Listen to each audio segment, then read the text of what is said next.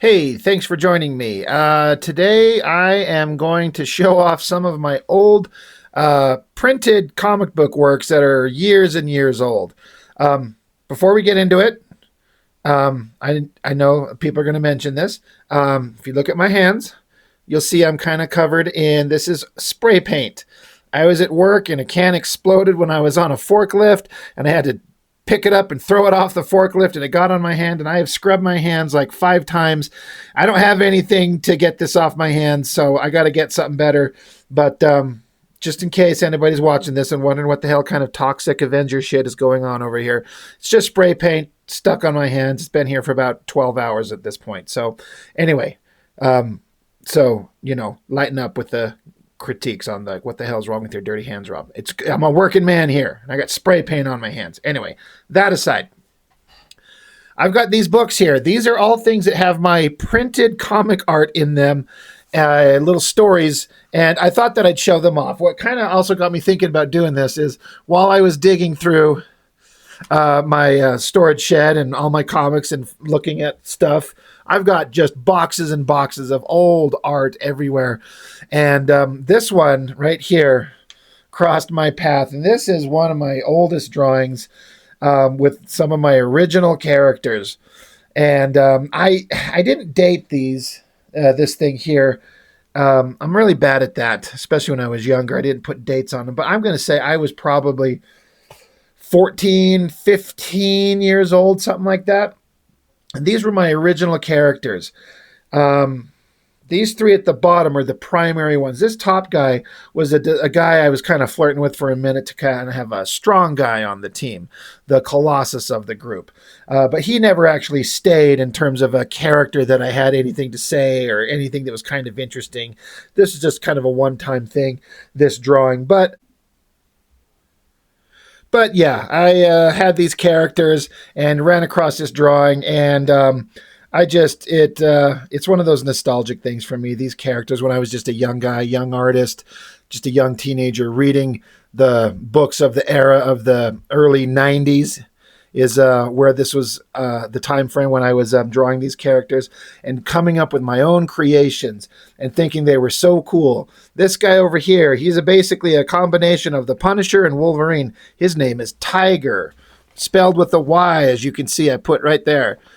This is like the second or third costume design alteration that I made for the guy, which is obviously heavily kind of Wolverine inspired. And the guy actually has claws like Wolverine, of course, a ponytail and a ninja sword because, of course, terrible. This guy right here in the middle, his name is White Shadow. Why? I don't know. It's just a name that I come up with when I was a kid, and it's not that interesting, but I've stuck with it. And he has a big W on his chest. And I swear to you, I come up with this mask design that resembles Spawn before I saw Spawn. I don't know how or where I kind of come up with this design. I think I've seen several people out there in the universe that have kind of come up with something similar before McFarlane put his thing out there in popular kind of comic books. I swear to you, I come up with that mask on my own. Terrible costume design. He's basically like a Spider-Man, but he can fly and he has energy projection and laser powers, and it's really boring and stupid. This guy, his name is Warclaw. He's a combination of Punisher and Deathlock. He's got cybernetic arms and Wolverine-type claws too for some reason, and just big tech guy. He's got cybernetic arms and legs, and he's just so super cool. And then the guy behind him, his name is Brute, and he's got kind of the bishop hairstyle with the short up top and then the long curls in the back and then just a big armored body, and he wears a t-shirt. But like I said, Brute is nothing. He was a nobody ever. It's these three guys that were kind of like my characters when I was a young teenager, and I was coming up with stories with these guys. So that being said, I bring them up, just because, again, I found this old drawing and wanted to show it. And then I was like, I'm going to show some of my comics. I'm going to start with the most recent and work my way backwards to the oldest. But this one, as you can see, White Shadow. I kept it. Now, these three guys here are these three guys here. Center guy This is Tiger. I honestly can't remember. I think I kept the same name. This book right here, this was made in 2013, right? And it was this small press heroes book. And the idea was the bunch of artists got together and under a similar premise of alien invasion on Earth with similarly designed alien designs and these mechanical machines the aliens came down and invaded Earth in. What you would do is you would have your characters fight those aliens, and then all these stories got put together, printed up into one book. So you get to have your own characters and you get to keep your copyright and own them, but you get to put them together in a book with a bunch of other artists drawing them all fighting the same kind of alien race. And then you could individually get a copy of the book with your characters on the cover. So I have this one with my characters on the cover specifically because I requested one and paid for it. But anyway, yeah, my guy right here, the Wolverine Punisher ripoff, I kind of tried to redesign him. I super streamlined him, got rid of all the ridiculous bullshit costume design elements. He's significantly more boring looking. This one, the original one, might be super cliche and derivative and a ripoff, but it's more interesting than my boring guy in just a black outfit with the sword strapped to his back. Then White Shadow here. This guy there. That's him right there. I again, streamlined. I kept the same basic, like the outfit's all white, but I, did a kind of a 90s mask design with the hair coming out the top. And I do kind of like the energy projection coming from his hand. The colorist did an interesting job of, I like it with the energy kind of zapping around him. And then with the light source emanating from his hand, I kind of shadowed his whole body kind of around that in a way. So that's him there. And then Warclaw, the Punisher Deathlock ripoff. There's a design element to him here that I kind of think looks a little better. And I just decided to keep the double claw thing, like the Wolverine type thing. But he's just a cybernetic guy. It was a little bit tricky because I had to tell the colorist, like, what color design I wanted these characters to look like. And I'm like, I actually don't know. I don't ever think in terms of color. But anyway, in terms of my old original characters, here they are in this book. And so flipping it open, it's got a bunch of credits of everyone who did everything. Starts out with this front page, and it's setting up the premise. And again, there's a bunch of artists working in this book. Again, these aliens traveling to Earth and invading it. This guy's art, Stuart Patrick. At first, when I first saw his work, I wasn't kind of a big fan of it, but I've actually kind of come to really appreciate it. He puts in a lot of hyper detail and textures, and I kind of dig his work. But yeah, these aliens come crashing down to Earth. And then I've got my own story in here with my own characters, but I forgot that the guy, this John Michael Helmer, who kind of spearheaded and kind of made this whole thing happen, he asked if I would draw like a 3-page beginning story with his World War II characters. This is the Golden Age Leaf and Jill Canada. From in World War II to show that these robots had actually been on the planet before, and they had, of course, teamed up with Nazis. So I drew a couple of pages for him. When I flipped this open, I forgot that I did this. So this is 2013, so I probably drew it in 2012. But yeah, it's this giant robot design. And of course, and they let me come up with this robot design. And so all the other artists had to follow suit on this robot design. Some of them liked it. Some of them thought it looked really stupid. And that's true. It's not great. I'm not great at designing things like that. But anyway, giant robots, stomping over to them as they're buried under some rubble, trying to get away. They're like, holy shit, what is this thing? We can't defeat them. We got to get away.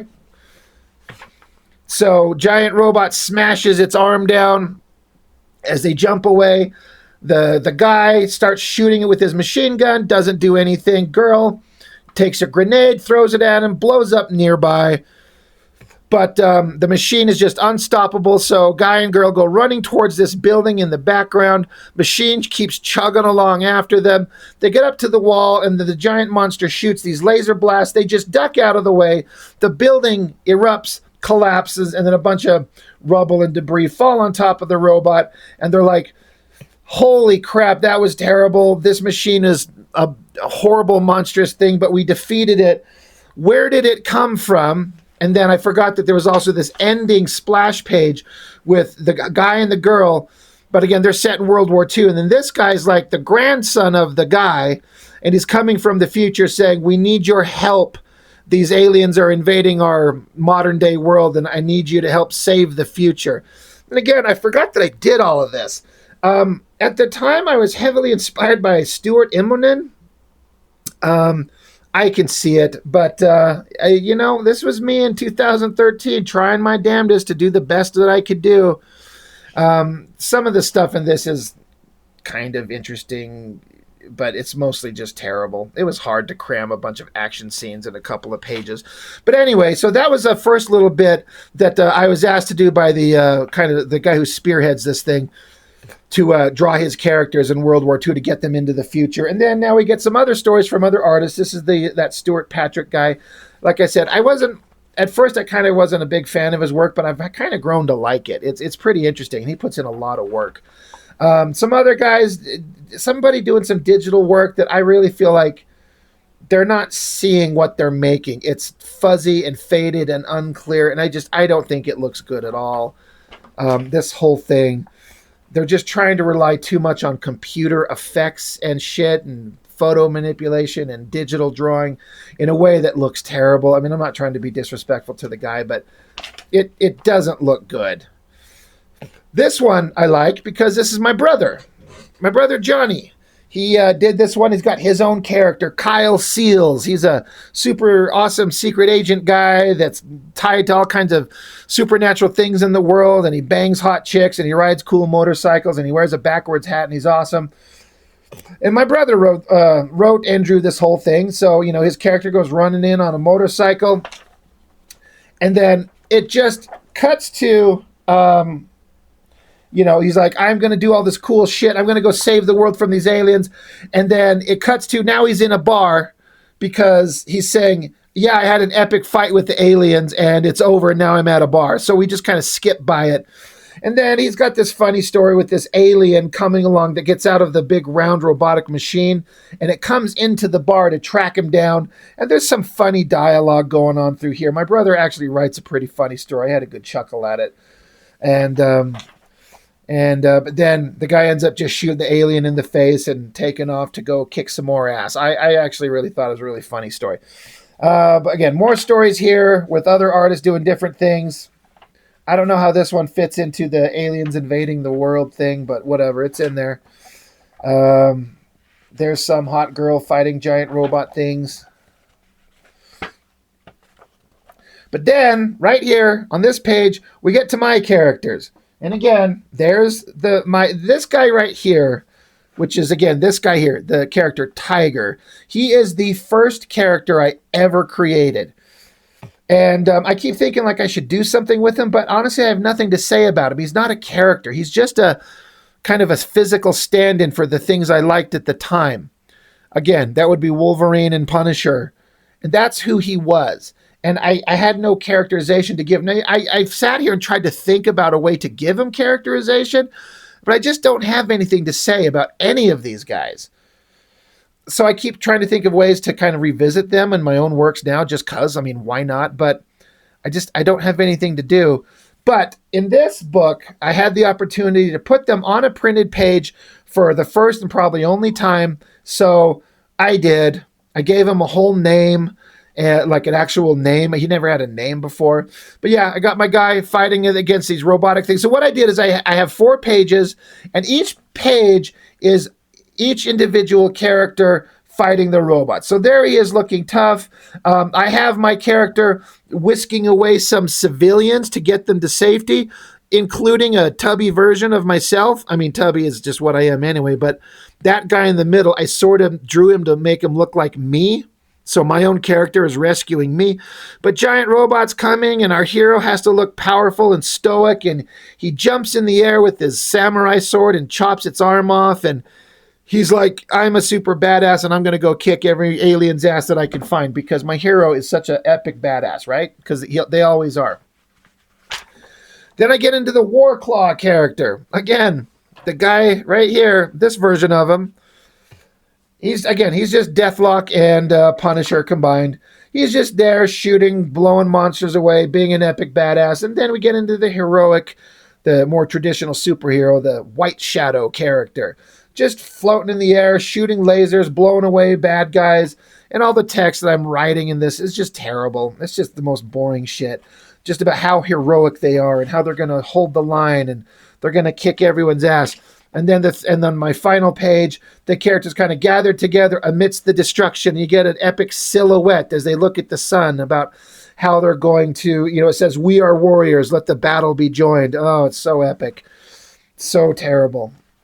And then more stories from other artists as their characters fight aliens. Everyone just kind of doing their thing.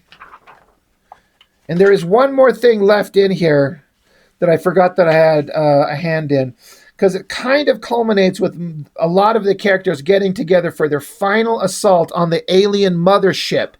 And we get this giant double-page spread that, again, I forgot that I did this. They asked me to do a giant double-page spread of every character in the book fighting the aliens, including the giant alien queen thing. Now, the thing that sucks is, and I don't know if I did something wrong when I drew the art or the printing process fucked it up, but the seam completely cut out a whole big chunk section of the characters, and they're just lost, and it just fucks everything up. And part of that's why I've never done a double page spread again, because I don't know how to do it and do it right. I could look into it, I could investigate, but I don't know. But yeah, I drew this double page spread. There's my brother's character right there, blowing an alien way, blowing his brains out. My character, my one guy, my tiger, I've got him standing up here above this giant stupid throne room with the sword raised up as if to jump down and going to put the sword through the alien's head. The implication is that my character is going to kill the alien queen thing and win everything because my character is awesome. And I just threw that in there personally for myself. But all the other characters are down there just doing cool shit. And then it goes on to a different artist as they kind of wrap up the story and blah, blah, blah, blah, blah. Anyway, that's the most recent one that I've done. This is the most modern one. So that has my own characters. That was fun. I had a good time doing it. The art's terrible, of course, from me. The next one, this guy is 2007. So almost 20 years ago. There is a bunch of people getting together from this Ronin Studios, and they had this great idea that they're going to do a kind of a group collective comic book publishing house thing. And I don't remember how I got connected with them and how I started work. I got the opportunity to do something for them. This is not me. Whoever did this cover did a really good job. The coloring's awesome. But there's multiple stories in here, and I've got one written by a fella named Robert Irving. I remember interacting with that guy for a little while back when we were kind of doing this book together. And then I don't know where he went or what the hell he's doing, or I don't know nothing. But there's several things in here that actually look really good. This first story says it's illustrated by somebody named Matthew Weldon. I got to say, this guy, out of all of us in this book, is the one who could be a potential professional. He's really good. This art and this opening thing. I'm not going to go over any of the stories, but the art that this guy does is pretty damn, it's solid and it's detailed and it's relatively clear, and he just did a great job. Like, this guy, I mean, if he's not a working professional now, he probably should be. But anyway, my story starts here. Now, these are all individual stories. They're not connected in any way. It's just, it's dark stories. They're not supposed to be fun. It's more kind of like I was going to say like a heavy metal thing, where it's kind of a dark story telling a morality tale, something like that. So my story here, I know I did not write this, and it has kind of like it leads you in one direction to think that your story is going to be a certain way, but by the time you get to the end, you realize there's a little bit of a twist. Ooh, it's something else. I can tell that, again, this is 2007. I was really, really trying my best to do the best I could do. And there's some places where none of the art in my stuff in these next few pages is any good. but I can tell that I was trying really hard. Um, this first panel, I was trying to do some like Sin City type heavy shadows cast across the wall coming through the window, but it doesn't follow any kind of understanding of lighting. I don't know what the fuck I was doing. I was trying to imitate something I did not understand. But it's about this guy. He's this dirty slob living in this shitty apartment. And the text is, I am scum. I am the devil. I am branded by people who think they know me. They say I cause problems. They call me many names. Society's reject. What did I do wrong? So the text is like letting you know that we're hearing the narration of this guy. He wakes up. They got a gun on the counter. He gets up, picks up his gun, goes into the bathroom. He's like, is this supposed to be him like sniffing his underarms? Because it's kind of gross. This overhead shot, I mean, like I did like a basic perspective and got in like a sink and then a mirror and then did the reflection of the sink in the mirror and the toilet. And I was like, God damn, it's like it reads. Like you can tell what it is. I'm not saying it's any good, but I can tell that I was really trying and there was some moderate success there. But the guy, he gets up, he gets his jacket on, and he points the gun like he's all gangsta and like he's supposed to be super awesome. Now it just goes through several bits of several panels, and the text continues like, like I'm on this earth for a reason. I know my reason. I act on it. They ignore me. The ones who reject me. It's all like, boo-hoo, poor me. I'm this dangerous thing, but everyone rejects me, blah, blah, blah, blah, blah, blah. I did a basic shot of a guy walking down a city street, and I was trying to go out of my way to make sure to show it was crowded and full of people. Then here's another basic one-point perspective of a city shot. A guy goes to a back alley and runs into these guys and go inside this club. Now, this is supposed to be like a strip club. And boy, did I fucking drop the ball. I didn't know how to construct. I still struggle with this stuff. I'm not acting like I'm much better now, but I didn't know what the hell the inside of a strip club looked like. And yes, I had been to some, but when you're sitting down, like you see things in life, but then you have to sit down and draw them and you just don't know how. I did like, there's a line to indicate the separation of the wall and the floor. And then there's a group of like mobsters up here in silhouette, and way back here is supposed to be kind of a bar. And this is supposed to be like a stage with the stripper, obviously on a pole. And then people be like, well, what the fuck is this thing? It's supposed to be like a cage, because I've been to strip clubs before and there's cages where girls will get in and shit. So I just threw kind of this shape over there. Like I completely ruined it. This is like the worst. I didn't know how to conceptualize what the inside of this place would look like and how to draw it. But anyway, the guy, he comes in to meet up with these mob bosses. They bring him a shot. This is supposed to be a close-up of the guy taking a drink from his shot glass. And for some reason, I thought it would be interesting to have the shot glass covering the face of the mob boss that he was talking to. That's why you see just a little hand with the smoke sticking out here. It's terrible. But they give him a job. Are you in or are you out? Go solve this problem. You're such a badass. Go do this job for us. Okay, great. He's going to go do it. Now I cut back to, it's supposed to be this. No, he goes to a separate bar. Now he's just at a bar on his own. That's him at the table.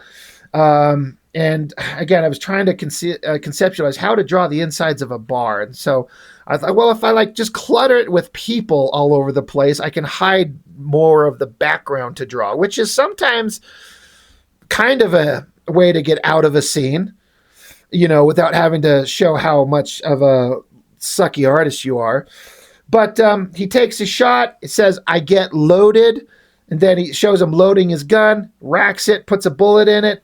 Again, he's back in a bathroom showing himself in the mirror, like what a badass he is. Then we cut to a scene later. It's a mansion. He's observing it. And then some time passes. Then the way that I showed time passing is that there are some kids in the front lawn right here passing a football. It's like the worst drawing in the history of mankind ever.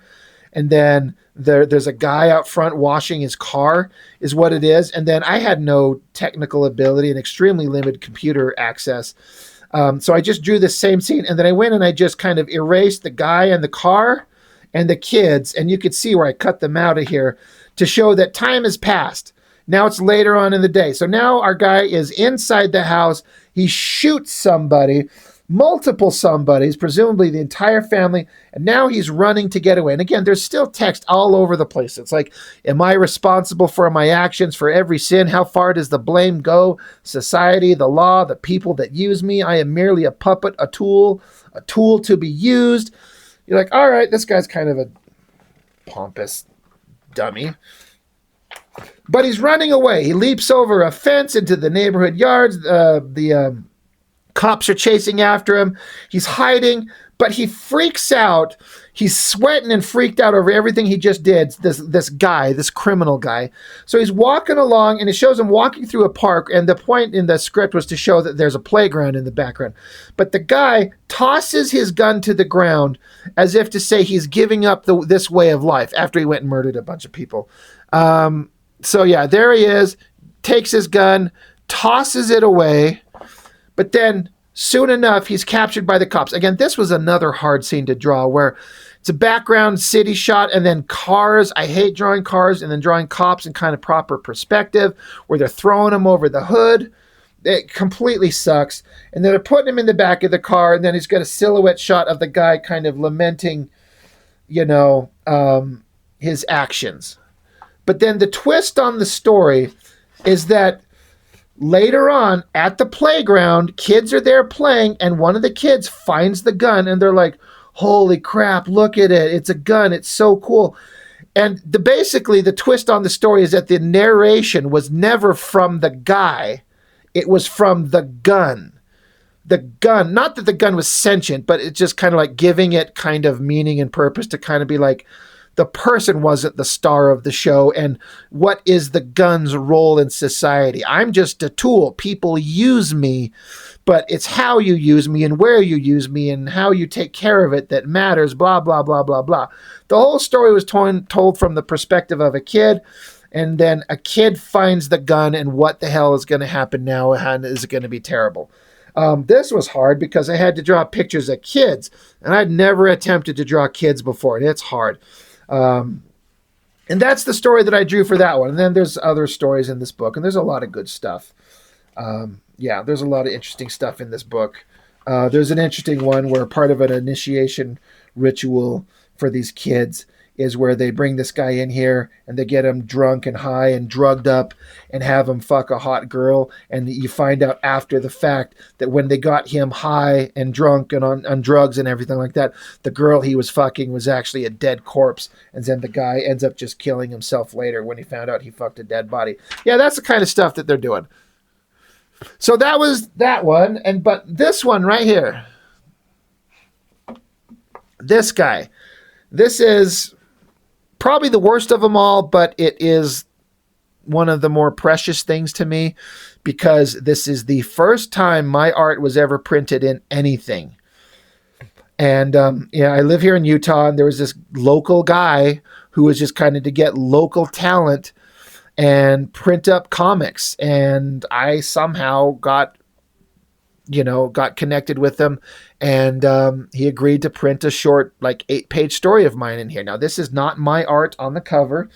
I don't think that this character or this art has anything to do with anything in the book, but there's my name right there. And one of the reasons that this is precious to me is because the guy I was supposed to get a copy of the book, but he never got me a copy. He kind of disappeared and went off to be kind of like a comic creator scammer, and it was kind of a shit situation. But somehow my older brother was able to get a copy of this book, and it was the only copy I've ever seen anywhere ever. And so I asked my older brother years later, I'm like, dude, you have that, but it's the only one that exists. Can I please have it? And he's like, oh yeah, sure. So he gave it to me. So this is the only copy I've ever seen and I've ever had that has my first thing printed in it. So this is printed in 1996. So I drew it probably in 95, which is my senior year in high school. So I've got the second story. There's 2 others in it. This first one, after all this time, I've never actually read this first story by Jason Phoenix Alquist. I don't know who that is. He does some really interesting art. I feel like this artist who does this first story, he had something to say. And he had some expressive stuff to show with his art. The thing that sucks the most is that these pages printed like a terrible, like a bad fax. They look so fucking awful as compared to what the original art would look like. But at the time, it was the only thing that we had access to. But yeah, this guy, he's putting in lots of effort. I feel like there's a lot of photo reference. There's a lot of moody stuff. I don't know what all these little design elements across the bottom are supposed to be. But there's some really interesting art going on in this. Like, this guy's trying to make some art. It's not so much a comic book as like a picture book with the story, and he's saying something. And I actually really respect it. There's a lot of pieces of art in here. I'm like, this guy's got something really interesting going on. But I've actually never read it. I've kind of flipped through it and looked at it a little bit. But again, the art, it looks terrible in as much as the printing of it, not the original work. I bet the original work of this stuff actually looks pretty interesting. But anyway, that's the short story from that guy ending here. Now we get into my story right here. This is the first time I got to I've drawn comic book pages on my own up to this point, but this is the first time I get to have a story printed. And so it's been so long. I was 16 or 17 when I was coming up with this idea. I don't remember where I got the idea from or what my mindset was. I've always leaned into a little bit more like a realistic kind of action adventure kind of thing. When I was younger, I wasn't necessarily wanting to draw superheroes in spandex, like colorful heroes. But what's interesting is when I see this drawing right here, this was a picture that I referenced the outfit and the pose of Courtney Cox from like something, I can't remember what it was that she was in this magazine and what she was there for. But this was a picture of Courtney Cox that I was referencing. And when I look at that, I just instantly remember. But I just come up with this character. And the basic premise is that she is like an assassin for hire, but she's not a bad guy. She's kind of a good guy, which how do you be an assassin but still be a good guy? Whatever. But she's being blackmailed because the story that I come up with is that her sister has been kidnapped by these gangsters. And so they're going to kill her sister if she doesn't do a mission for them. And so she's here waiting to meet with her informant to get her mission parameters. So again, I'm just drawing this character. I'm drawing big trees and trash cans and soda cans right up here up front. Basic just buildings. Again, I'm a 17-year-old kid drawing this shit. And I try to give myself a little bit of grace. Like, I was only 17. I didn't know how to draw, which is true. But then you think of guys like Joe Mad, who was like 16 years old getting jobs working for Marvel, and you realize how talented some people actually are, just the natural God-given gift or whatever you want to call it to draw. And some of us have to really, really push hard to get kind of good. But that's the struggle of an artist, right? But yeah, this hair, like, look at the way that the hair, like, my inking was not fantastic, but it does not look like that. Like, that is bad fax bullshit reproduction. It's terrible. But the story, my girl character, she's waiting, and this guy shows up, and I kind of modeled him after a guy I knew in high school with this big poofy hairdo. It's really stupid. But he gives her the information. He's kind of irreverent and dismissive, and she's pissed off. She grabs him and gets kind of tough with him and shoves him away. She walks out of the city park. I threw in a couple little extras for my own personal amusement, like in this building in the background, in the window right there. That's the Tick and Arthur from the animated Tick show. That was on the air at the time, and I thought it was the funniest thing on the planet, so I wanted to throw them in there. But yeah, the girl, she is just walking down the street, and she's sad because, you know, her life is this horrible thing, and she's, you know, oh, boo-hoo me. I have to use my horrible assassin abilities to kill for gangsters, even though for some reason she's an assassin for hire anyway. I was a 17-year-old kid. I don't know what the fuck I'm making. Another little thing that I threw in, you're not going to be able to read it. but this guy in the background in the newspaper, it says, Grey Wolf sells out, creator going insane. That was a little throw-in gag for my best friend. We went to high school together. I still know him. We still talk occasionally. But he did a book for the same publishing company, this one right here. And, it's Newcomers Illustrated. But Brian Taylor, The Danger of Shadow Tech. In his book, these characters are his, but he had this character that's like a giant, like upright. It's not a werewolf. It's not right to call it a werewolf. But this was the character that occupied his imagination by far. Grey Wolf was the character's name. And so my buddy did this whole book and had a whole story that he drew. Again, I just remember hanging out with him at his house, drawing these pages together, coming up with these characters in our stories. But there's his character, Grey Wolf. He's got a cape and a little clasp and a belt, and he has a whip. A giant 8-foot tall werewolf-ish type creature has a cape and a whip. This character, it doesn't really exist anymore. He's changed it into something completely different. But I thought it'd be funny to throw in back on the newspaper in here. It says, Grey Wolf sells out, creator going insane. I had a good time with that. But the girl walking down the street, trying to do a big city shot with your basic 1-point perspective, comes along. There's a phone. She has to, like an actual payphone, and put a quarter in it. Calls one of her guy friend. Now, I based the guy friend on my own brother. At the time, my older brother. He's sitting around hanging out, just going to watch TV and bullshit all day. But she calls him and is like, hey, I need your help. Can you bring me my stuff?